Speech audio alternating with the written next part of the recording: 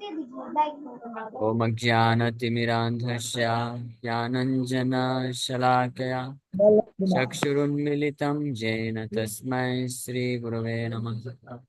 नमो विष्णुपादाय कृष्णप्रेष्ठाय भूतले श्रीमते भक्तिवेदान्तस्वामिन्निति नामिने। नमस्ते सारस्वती देवे गौरवाणी प्रचारिणे निर्विशेष शून्यवादी पाश्चात्य देश तारिणे। नमो महावदन्याय कृष्ण प्रेम प्रदायते कृष्णाय कृष्ण चैतन्य नामने गौरतुसे नमः। जय श्री कृष्ण चैतन्य प्रभु नित्यानंद श्री अद्वैत गदाधर शिवासादि गौर भक्त वृंद। हरे कृष्णा कृष्णा कृष्णा हरे हरे, हरे राम राम राम हरे हरे। हरे कृष्णा। आप सभी भक्तों का हार्दिक स्वागत है आज के श्रीमद् भगवद गीता के डिस्कशन में। तो हम लोग चर्चा कर रहे हैं श्रीमद् भगवद गीता 4th चैप्टर दिव्य ज्ञान जिसका नाम है, और इसके श्लोक संख्या 26-27 में चर्चा कर चुके थे और 28 नंबर श्लोक तक चर्चा किए थे। तो अभी पिछले 4-5 श्लोकों में भगवान ये वर्णन कर रहे हैं कि अलग अलग प्रकार के लोग किस प्रकार से अलग अलग तरह के यज्ञ करते हैं अलग अलग उद्देश्य की पूर्ति के लिए। जो इस भौतिक संसार में कुछ भौतिक लाभ प्राप्त करना चाहते हैं तो वो लोग द्रव्य यज्ञ करते हैं, और कुछ लोग तपो यज्ञ करते हैं, तपस्या करके यौगिक सिद्धियां प्राप्त करना चाहते हैं, और कुछ लोग जो है स्वाध्याय ज्ञान यज्ञ करते हैं और आध्यात्मिक मार्ग में निवृत्ति मार्ग में आकर के ब्रह्म में विलीन होने के लिए।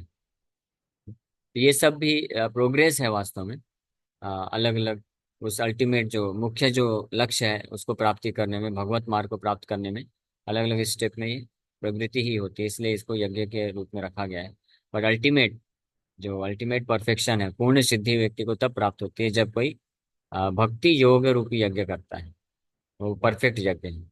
परफेक्ट यज्ञ है भक्ति योग करना। बाकी जो द्रव्य यज्ञ है, तपो यज्ञ है, योग यज्ञ है, ज्ञान यज्ञ है, ये अलग अलग स्टेप हैं, प्रगति करने में मदद करते हैं। तो इस श्लोक तक हम लोग लास्ट टाइम चर्चा किए थे। अब आगे वर्णन कर रहे हैं वर्ष नंबर 29। अपाने जुह्वति प्राणम प्राणे अपानम तथा परे प्राणापानगतिरुद्ध्वा प्राणायाम परायणा अपरे नियताहारा प्राणां प्राणेषु जुह्वति। Still others who are inclined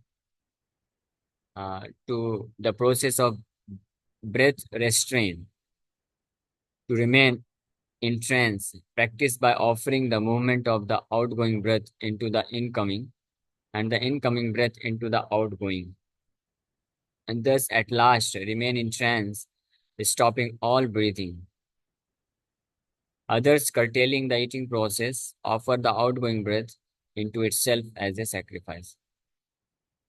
तो ये भी जो अष्टांग योगा सिस्टम है उसी का एक प्रकार है। पिछले श्लोक एक श्लोक पहले 28 नंबर श्लोक में, सॉरी 28 नहीं, 27 नंबर श्लोक में भगवान सर्वेन्द्रियाणि कर्माणि प्राण कर्माणि चापरे आत्म संयम योगागम जुह्वति ज्ञान दीपिते। इसमें जो अष्टांग योग के बारे में बताएं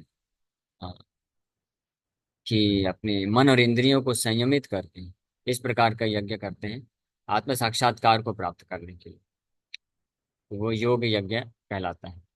और यहाँ पे एक अलग प्रकार का योग यज्ञ बताया गया है जिसको अष्टांग योगा बोला जाता है, जिसमें प्राणायाम के द्वारा ब्रेथ कंट्रोल, सांस को नियंत्रित करके इनकमिंग आउटगोइंग जो है उसको कंट्रोल करके, और ईटिंग प्रोसेस को कंट्रोल करके व्यक्ति इस प्रकार के यज्ञ को करता है, और फाइनली मन और इंद्रियों को संयमित करके योग की सिद्धियों को प्राप्त करना चाहते हैं।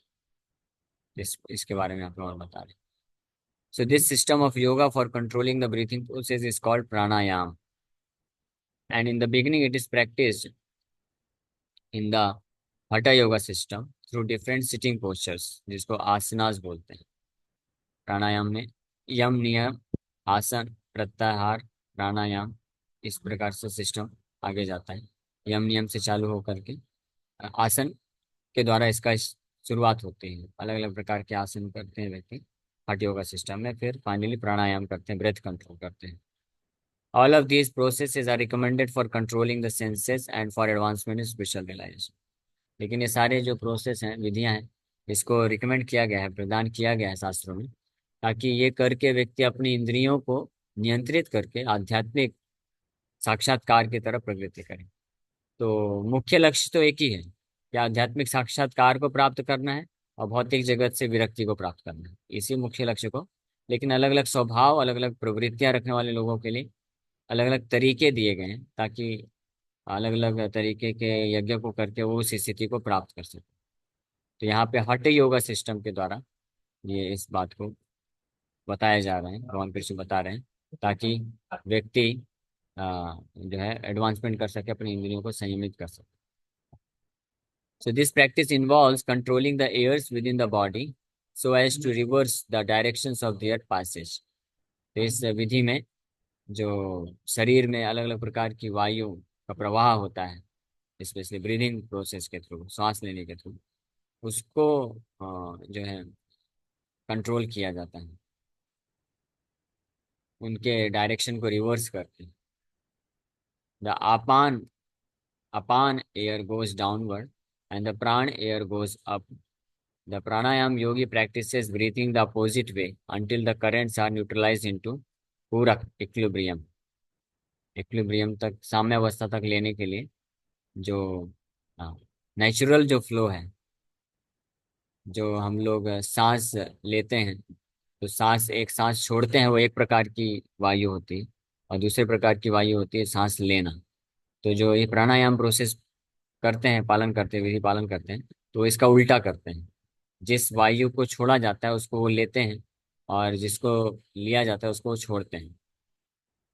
इस प्रकार से वो बैलेंस करने की कोशिश करते हैं, ताकि साम्य अवस्था को प्राप्त किया जा सके, और वो साम्य अवस्था को प्राप्त करके फाइनली वो अपनी इंद्रियों और मन को कंट्रोल कर सकते हैं। ये भी मैकेनिकल सिस्टम है।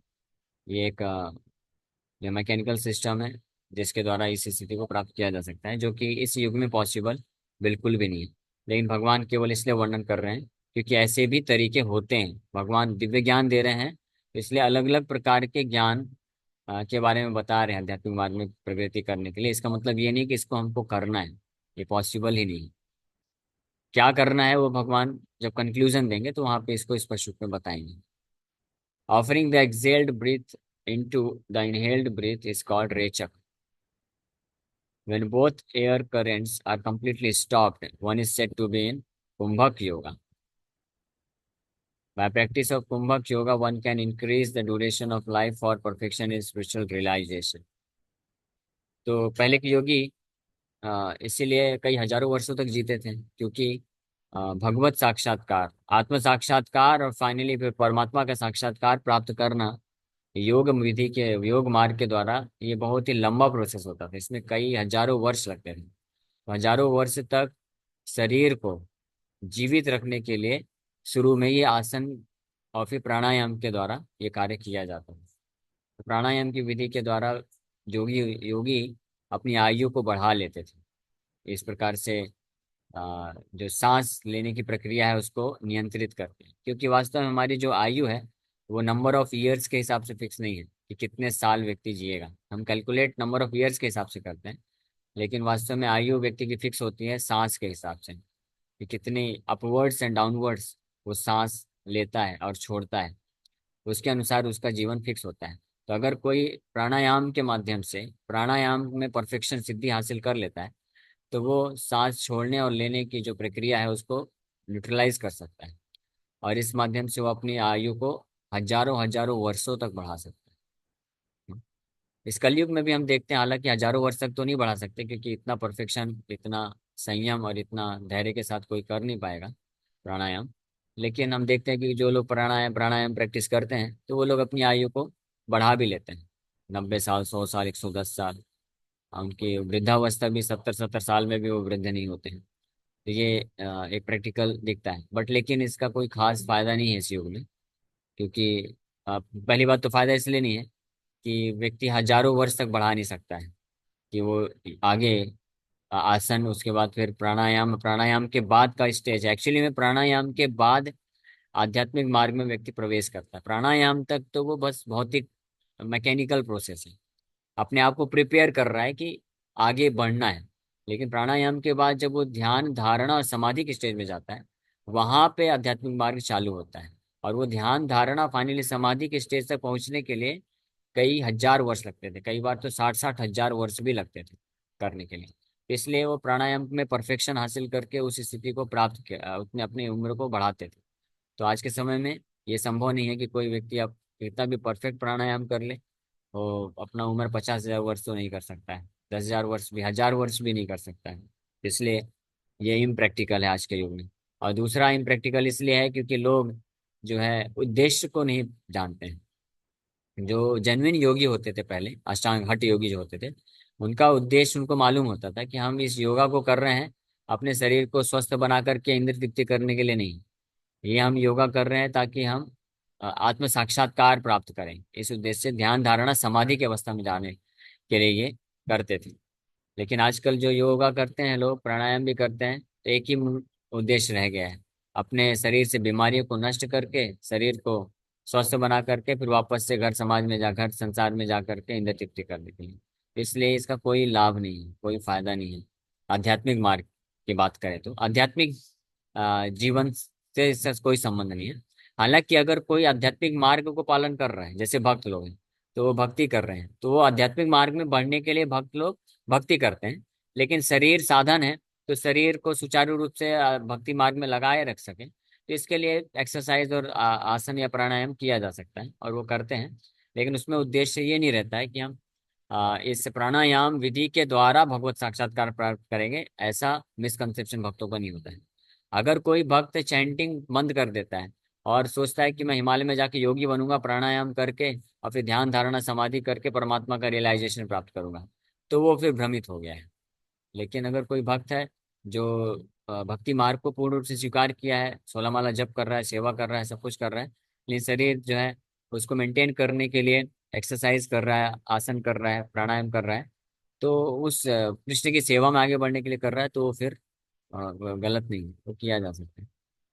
बट यहाँ पे जो भगवान चर्चा कर रहे हैं, मूल ये इस बात को चर्चा कर रहे हैं कि ये हठ योगा सिस्टम का उद्देश्य क्या है। तो उस उद्देश्य को ध्यान में रखते हुए अभी के कलयुग के हिसाब से ये जो सिस्टम है वो इम्प्रैक्टिकल हो चुका है पूरी तरीके से। The intelligent yogi is interested in attaining perfection in one life without waiting for the next. For by practicing kumbhaka yoga, the yogis increase the duration of life by many many years. A Krishna conscious person, however, being always situated in the transcendental loving service of the Lord, automatically becomes a controller of the senses. His senses, being always engaged in the service of Krishna, have no chance of becoming otherwise engaged. So, at the end of life, he is naturally transferred to the transcendental plane of Lord Krishna. Consequently, he makes no attempt to increase his longevity. He is at once raised to the platform of liberation, as stated in the Bhagavad Gita. इसलिए कृष्ण भक्त के लिए यह हठ योगा या ज्ञान योगा या अष्टांग योगा करने का कोई आवश्यकता नहीं। क्योंकि इसका मूलभूत उद्देश्य क्या था प्राणायाम वगैरह का, ताकि हजारों वर्ष योगी उम्र बढ़ाता था और फिर वो ध्यान योगा करता था, और उसमें उसको मालूम रहता था कि कई हजारों वर्ष लगे हैं परफेक्शन को हासिल करने के। लेकिन जो कृष्ण भक्त तो कृष्ण के लिए पूरे समर्पित है, तो वो पूर्ण रूप से अपनी समस्त इंद्रियों को, मन को, समय को कृष्ण की सेवा में लगा रहा है। तो कृष्ण के भक्त को जरूरत ही नहीं है कि वो अपनी उम्र को बढ़ाए इस तरीके से, मैकेनिकल तरीके से। कृष्ण की इच्छा है, कृष्ण अगर 50 साल रखना चाहे रखे, 100 साल रखना चाहे रखे, 150 साल रखना चाहे रखे। कृष्ण जितना रखेंगे उतना पूरी तरह से 24 घंटे कृष्ण की सेवा में लगाता है, और जैसे शरीर छोड़ता है भगवान के धाम को प्राप्त करता है।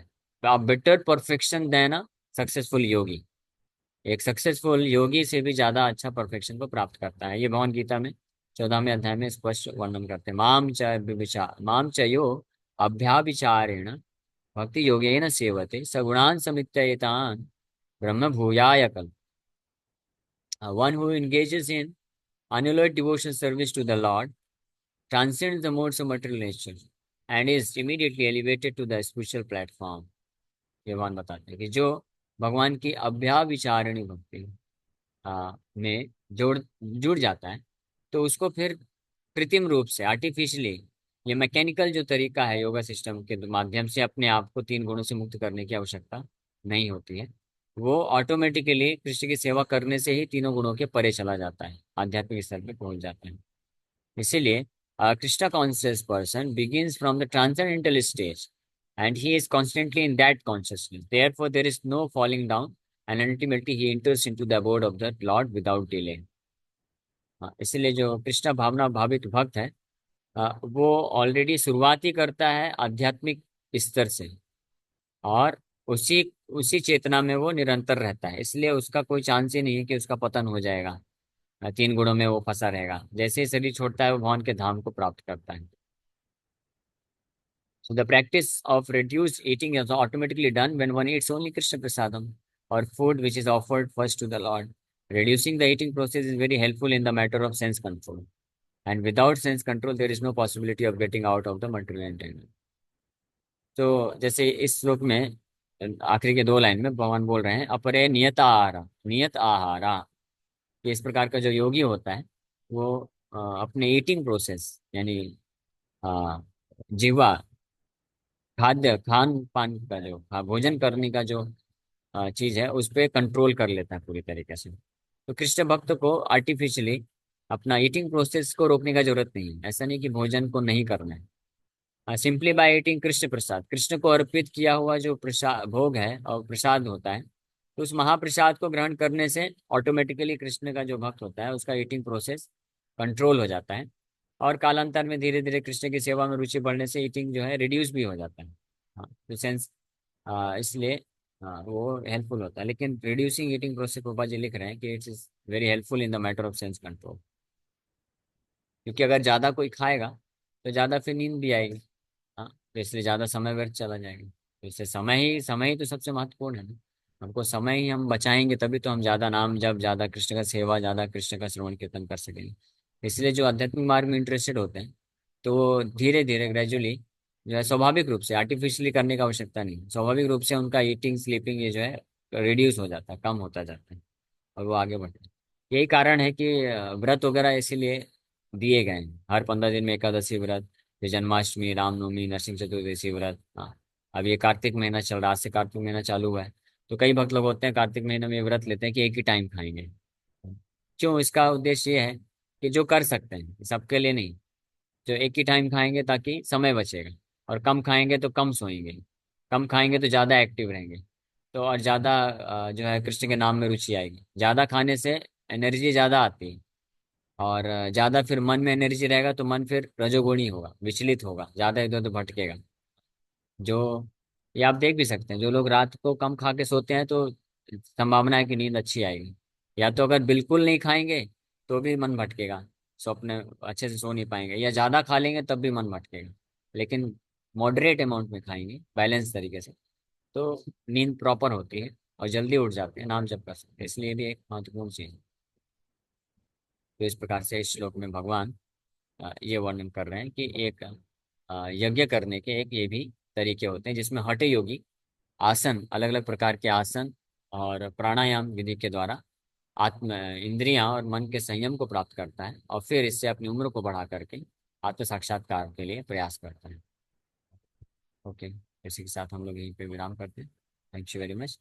किसी भक्त का कोई प्रश्न तो पूछ सकते हैं। हरे कृष्ण, हरे कृष्ण, कृष्ण कृष्ण हरे हरे, हरे राम, हरे राम, हरे कृष्ण राम। प्रभु जी।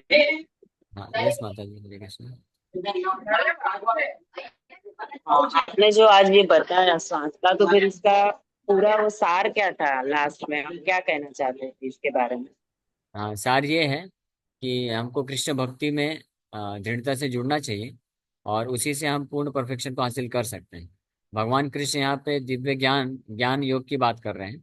तो अलग अलग प्रकार के ज्ञान के बारे में वन वर्णन कर रहे हैं कि इस प्रकार का ज्ञान होता है आध्यात्मिक मार्ग में आगे बढ़ने के लिए। कुछ लोग जो भक्ति नहीं कर सकते हैं, तो वो लोग फिर कृत्रिम तरीके से, मैकेनिकल तरीके से प्राणायाम आसन वगैरह करके वो धीरे धीरे आगे बढ़ते हैं। तो बस यहाँ पे भगवान ये वर्णन कर रहे हैं, तो हम लोग ये चर्चा कर रहे हैं, लेकिन ये उद्देश्य नहीं है यहाँ पे भगवान जब रिकमेंड कर यहाँ पे जब वर्णन कर रहे हैं हठ योगा ध्यान योगा, तो ऐसा नहीं है कि इसको करने के लिए बोल रहे हैं। वो बस अर्जुन को ये बता रहे हैं अलग अलग वैरायटी के जो है शास्त्रों में ये तरीके दिए गए हैं ताकि लोग धीरे धीरे आगे बढ़ सकें, इसका वर्णन किया जा रहा है। हमारे लिए यही इंपॉर्टेंट है। इसलिए प्रभुपाद जी तात्पर्य में बहुत सुंदर तरीके से लिखे हैं कि कृष्णा कॉन्शियस पर्सन जो कृष्णा भक्त है, कृष्णा भावना भावित भक्त है, तो वो अपनी इंद्रियों को पूरी तरह से ऑलरेडी कृष्ण की सेवा में लगा रहा है। तो उसको फिर जरूरत नहीं है कि आर्टिफिशियली मैकेनिकल तरीके से जो है प्राणायाम वगैरह करके अपने मन और इंद्रियों को कंट्रोल करें। क्योंकि अल्टीमेटली कंट्रोल करने के बाद, आत्म साक्षात्कार प्राप्त करने के बाद, फिर इन मन और इंद्रियों को कृष्ण की सेवा में ही लगाना है, और वो हम ऑलरेडी कर रहे हैं। तो ये निष्कर्ष है। ओके। ओके, धन्यवाद प्रभु जी, हरे कृष्ण। हरे कृष्ण। बस और किसी भक्त का कोई प्रश्न है? क्लास से रिलेटेड नहीं है, पूछूं क्या मैं? हाँ पूछ लीजिए, समय है अभी। जी प्रभु जी, शिक्षा, विद्या और अविद्या, इन तीनों में क्या डिफरेंस है? शिक्षा, विद्या और अविद्या। विद्या का अर्थ होता है जो हमको ये सिखाए, या जिससे हमको ये ज्ञान मिले या पता चले कि क्या वास्तविकता है। और वास्तविकता ये है कि भौतिक प्रकृति भगवान की शक्ति है, भगवान से प्रकट होती है, और हम जीवात्मा हैं। तो जो भी विद्या जो हमको कृष्ण के बारे में शिक्षा देती है कि कृष्ण कौन है और हर चीज कृष्ण से उत्पन्न होती है, हम कृष्ण के दास हैं, ये भौतिक प्रकृति कृष्ण की शक्ति है, वो विद्या कहलाती है। और जो भी विद्या जो कि हमको भ्रम में डालती है, और जो इस बात को लोगों को प्रेरित करती है कि ये संसार हमारा है और हम इसके कंट्रोलर हैं और ये हमारे भोग के लिए है, तो उसको अविद्या बोला जाता है। ठीक है। और शिक्षा मतलब विद्या को या विद्या को जो सिखाने का जो प्रोसेस है उसको शिक्षा बोलते हैं। इसलिए विद्या क्या है और अविद्या क्या है, दोनों चीज पता होना चाहिए। दोनों चीज पता होने से हम शिक्षा, विद्या की शिक्षा लेंगे तो हम भक्ति में, आध्यात्मिक मार्ग में आगे बढ़ सकते ओके प्रभु जी, प्रभु जी, अच्छा, हैं। क्या अविद्या के नाश होने पर ही विद्या आती है? विद्या का ज्ञान होता है? हाँ, नहीं, विद्या अविद्या को नाश करने का जरूरत नहीं है। जब विद्या आएगी तो अविद्या अपने आप नाश हो जाएगी। अविद्या क्या है? अविद्या इग्नोरेंस है, यानी भ्रम है, अज्ञानता है। तो अज्ञानता को आप हटा नहीं सकते। जैसे अभी रात है, तो हम लोग रात में, मैं एक्चुअली बाहर ही बैठा हूँ, क्लास ले रहा हूँ, बहुत अच्छा ये वृंदावन का फीलिंग आ रहा है बिल्कुल। तो हमने सोचा कि यहीं पे भक्त लोग थे, अभी लेक्चर और कीर्तन किए, तो यहीं से हम लोग चले गए, अभी अपना अपना ट्रेन पकड़ रहे हैं, यहीं से हम लोग बैठ के लेक्चर कर रहे हैं। तो अभी अंधकार था, तो हम अंधकार को दूर करना चाहते थे कि वीडियो अच्छा है, लाइट अच्छा है, तो उसके लिए हमने क्या किया, हम इमीडिएटली बोले अरे आपका मोबाइल फोन का टॉर्च लाइट चालू करो। तो जैसे ही टॉर्च लाइट चालू करे, प्रकाश आया, तो अंधकार दूर चला गया। अगर हम सोचेंगे यहाँ से अंधकार हटाओ, तो हाथ से पकड़ के अंधकार को, 1 किलो अंधकार को बाहर फेंक के आएंगे, तो 1 किलो और आ जाएगा। समझ पा रहे हैं? उसी प्रकार से माया अंधकार है, तो माया को आप नहीं हटा सकते हैं, लेकिन कृष्ण सूर्य के समान है, रोशनी है, तो कृष्ण को लेके आइए, अंधकार अपने आप खत्म हो जाएगा। तो इसलिए आप विद्या को हटाने का प्रयास मत करिए, विद्या लाइए। विद्या मतलब कृष्ण को लेके आइए, तो अपने आप अविद्या नष्ट हो जाएगी। ओके प्रभु जी, हरे कृष्ण। प्रभु जी, हरे एक कृष्ण। क्वेश्चन प्रतिज्ञा माता जी का था, हाँ, उनके यहाँ थोड़ा प्रतिज्ञा नेटवर्क माता इशू जी है। हाथ ऊपर की हैं, पूछ सकती हूँ। अच्छा प्रभु जी। ह- हाँ। हरे कृष्णा प्रभु जी, पंचांग पूर्ण। हरे कृष्ण। अ, हरे कृष्णा। हाँ बोलिए बोलिए। ओके प्रभु जी, पंचांग भक्ति क्या होती है? क्योंकि अभी मैंने पढ़ा था तो उसमें इम्पोर्टेंस बताई गई उसकी, तो मुझे थोड़ा बता दीजिए। पंचांग नौविधा भक्ति होती है, 9 अंग हुए भक्ति के। उसमें से महाप्रभु पंचांग भक्ति दिए स्पेशली, भागवत श्रवण करना, नाम जप करना, और भक्तों का संग, और मथुरा वास, और विग्रह सेवा। तो ये 5 जो है महत्वपूर्ण महाप्रभु बताए कि ये 5 में जो है महाबल है, बहुत शक्ति है इसमें। तो इसको पंचांग भक्ति बोलते हैं, ये 5 कार्य को करना। और इन पांचों में भी सर्वश्रेष्ठ एक्चुअली में नाम संकीर्तन है, नाम जप श्रवण कीर्तन।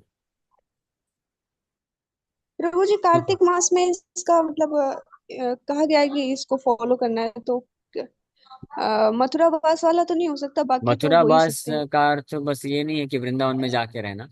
मथुरा वास मतलब आप घर में हैं या रूम में हैं, तो वहाँ पे भगवान का विग्रह, अब विग्रह तो आप नहीं रख सकती, तो फोटो रखिए और हाँ। नियमित रूप से भगवान का पूजा करिए, जितना भी कर सकते हैं। पूरा एलोबरेट नहीं कर सकते, लेकिन ऐसे कर सकते हैं।